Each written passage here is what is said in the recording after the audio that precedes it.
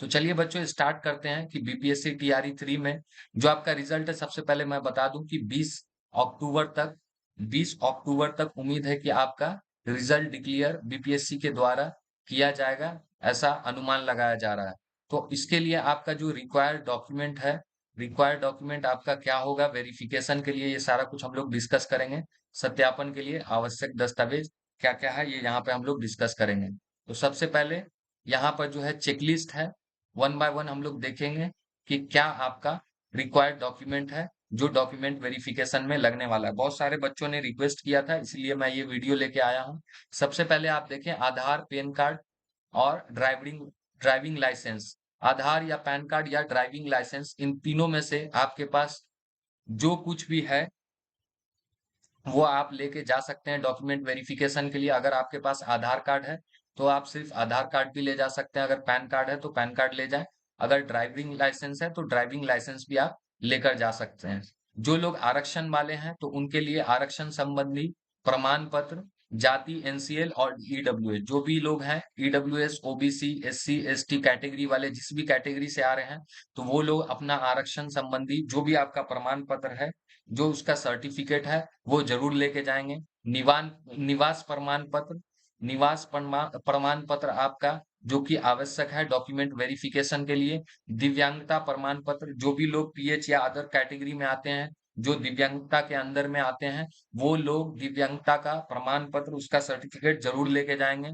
भूतपूर्व सैनिक संबंधी प्रमाण पत्र, जो लोग भी सैनिक से संबंधी प्रमाण पत्र अपना लगाना चाहते हैं, जिन लोगों ने भी इस कैटेगरी में फिल किया था अपना फॉर्म, तो वो लोग प्रमाण पत्र इस चीज का जरूर लेके जाएंगे, भूतपूर्व सैनिक वाला। और स्वतंत्रता सेनानी के पोता पोती, नाती नतनी संबंधी प्रमाण पत्र, जो लोग भी स्वतंत्रता सेनानी के वंशज हैं, चाहे वो नाती पोता, नाती नतनी जो भी लोग हैं, वो लोग उसका प्रमाण पत्र जरूर लेके जाएंगे। इसके लिए आपको उसका सर्टिफिकेट लेके जाना पड़ेगा। अगर मैं सीटेट और बीटेट की बात करूं तो बच्चों यहाँ पे आपको सीटेट और बीटेट पेपर 1 का दस्तावेज लगेगा, उसका प्रमाण पत्र। जो बिहार से हैं उसके लिए स्टेट पेपर 1 एवं दस्तावेज प्रमाण पत्र, बिहार स्टेट पेपर 2 के लिए दस्तावेज एवं प्रमाण पत्र। देखिए जो लोग भी सीटेट और बीटेट पेपर 1 या पेपर 2 दिए हैं तो उसका आपको जो है सर्टिफिकेट लेके जाना पड़ेगा डॉक्यूमेंट वेरिफिकेशन में, तभी आपका वो मान्य होगा। सीटेट में आप लोग क्वालिफाई होने चाहिए, तो क्वालिफाइड वाला जो भी आपका जो प्रमाण पत्र होगा वो आपको डॉक्यूमेंट वेरिफिकेशन के लिए लेके जाना पड़ेगा बच्चों वहां पे, तभी आपका वो लोग वैलिड मानेंगे उस डॉक्यूमेंट को। बच्चों आगे बढ़ते हैं और डॉक्यूमेंट देखते हैं कि क्या आपका और क्या क्या डॉक्यूमेंट आपका रिक्वायर्ड है जो आपका डीवी में डॉक्यूमेंट वेरिफिकेशन में लगने वाला है। तो जन्म तिथि प्रमाण पत्र, जो आपका मैट्रिकुलेशन का सर्टिफिकेट होता है 10th का, वो आप लेके जा सकते हैं। डेट ऑफ बर्थ के लिए अगर आपके पास 10th का सर्टिफिकेट है तो वो आप लेके जा सकते हैं। 10th का सर्टिफिकेट, ये आपका जितना भी डॉक्यूमेंट मैं बता रहा हूँ, ये आपका मिनिमम क्राइटेरिया है डॉक्यूमेंट वेरिफिकेशन के लिए, तो आपको इतना डॉक्यूमेंट लेके जाना ही पड़ेगा एनी हाउ, किसी भी प्रकार में। शैक्षणिक योग्यता की अगर हम बात करें बच्चों तो 1 टू 5 के लिए आपका बीएड, एमएड या डीएलएड, जो लोग जिस भी हिसाब से फॉर्म भर रहे हैं, अगर आप बीएड किए हुए हैं तो बीएड का प्रमाण पत्र, अगर एमएड है तो एमएड का, और डीएलएड है तो डीएलएड का, ये सारा आपका डॉक्यूमेंट है जो आपको लेके वहां पे डॉक्यूमेंट वेरिफिकेशन के लिए जाना पड़ेगा। अगर 9-10 की बात करूं बच्चों, 9-10 की बात करूं तो 9-10 के लिए आपका बीएड, बीएससी, अगर बीएससी है आपका तो बीएससी बीएड, ये सारा आपका डॉक्यूमेंट वहां पर, इसका सर्टिफिकेट आपको प्रमाण पत्र वहां पर लेके जाना पड़ेगा बच्चों। अगर यहाँ पर बात करूं 11-12 की बात बच्चों, 11-12 में आपका क्या क्या डॉक्यूमेंट लगेगा, तो 11-12 में आपका बीएड, एमएड, ये ये आपका बीएड, एमएड, बीटेक, एमटेक और पीजीडीसीए, ये आपका 11-12 के लिए रिक्वायर्ड डॉक्यूमेंट है।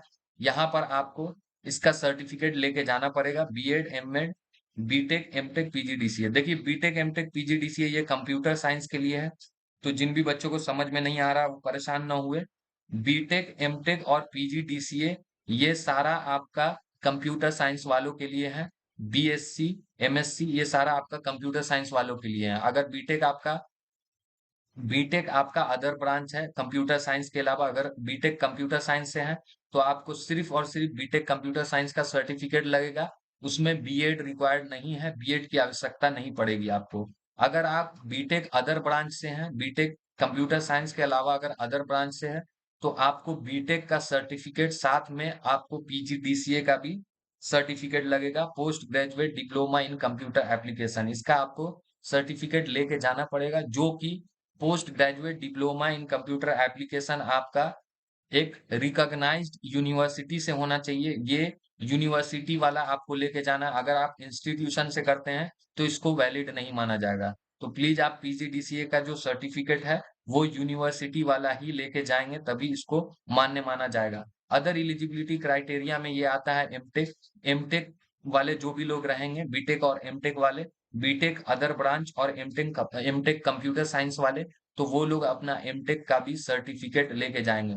ये सारा आपका डॉक्यूमेंट वेरिफिकेशन का डॉक्यूमेंट है। डॉक्यूमेंट वेरिफिकेशन में ये सारा डॉक्यूमेंट आपसे मांगा जाएगा।